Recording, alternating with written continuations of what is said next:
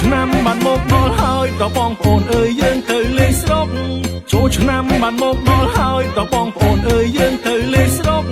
នឹកណានឹកម៉ែពុកកូនចង់ជួបមុខលោកអ្នកទាំងពីរនឹកណានឹកម៉ែពុកចង់ទៅលេងស្រុកគ្រប់ពេលវេលា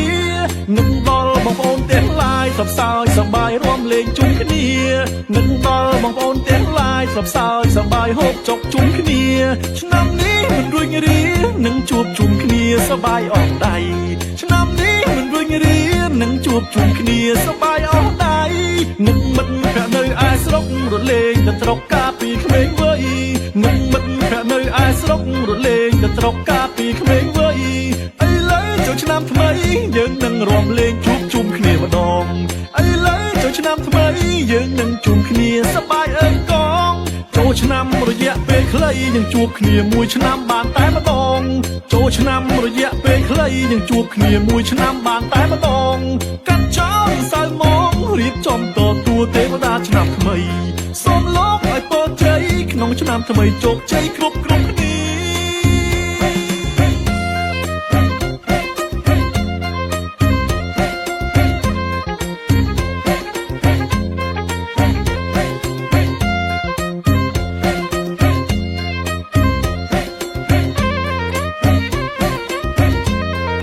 ឆ្នាំបានមកដល់ហើយតបងប្អូនអើយយើងទៅលេងស្រុក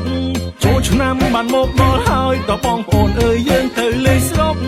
នឹកណានឹកម៉ែពុកកូនចង់ជួបមុខលោកអ្នកទាំងពីរនឹកណានឹកម៉ែពុកចង់ទៅលេងស្រុកគ្រប់ពេលវេលា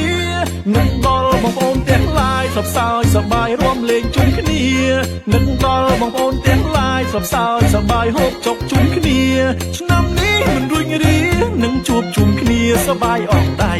ឆ្នាំនេះមិនរួញរានឹងជួបជុំគ្នាសប្បាយអស់ដៃនឹកមិត្តភក្តិនៅឯស្រុករលេងទៅត្រកកាពីក្មេងវ័យនឹកមិត្តភក្តិនៅឯស្រុករលេងទៅត្រកកាពីក្មេងវ័យឥឡូវចូលឆ្នាំថ្មីយើងនឹងរួមលេងជួបជុំគ្នាម្ដងឥឡូវចូលឆ្នាំថ្មីយើងនឹងជុំគ្នាសប្បាយអើកងចូលឆ្នាំរយៈពេលខ្លីយើងជួបគ្នាមួយឆ្នាំបានតែម្ដងចូលឆ្នាំរយៈពេលខ្លីយើងជួបគ្នាមួយឆ្នាំបានតែម្ដងកាត់ចោលសៅមករៀបចំតទួទេវតាឆ្នាំថ្មី